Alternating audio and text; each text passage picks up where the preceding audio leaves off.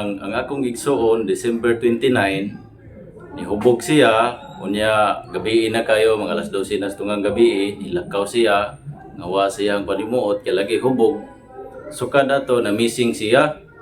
Unya, anto dato, pagka December 31, ako siyang gipost sa public sa akong Facebook para ma-awareness ba kung kinsa may nakakita sa akong igsuon nga si George Estrada nga nawala, o basin man nga naay makakita, maka-message ako dito na nga ako ang nabugos akong kasing-kasing nga muduol ko sa Brigada Newsip M Cebu nga magpatabang ko nga para akong maparepir ngadto sa Brigada Newsip M Palawan nga matabangan ko sa akong problema nga masolusyonan ug makit-an ako siya nga kung buhi man og galing akong igsuon.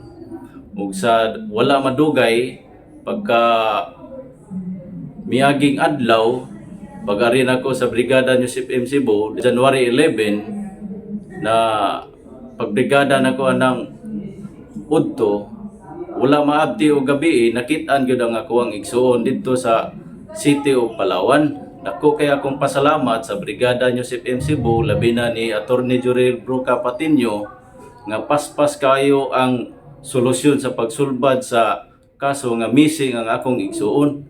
Ug daghang kayong salamat.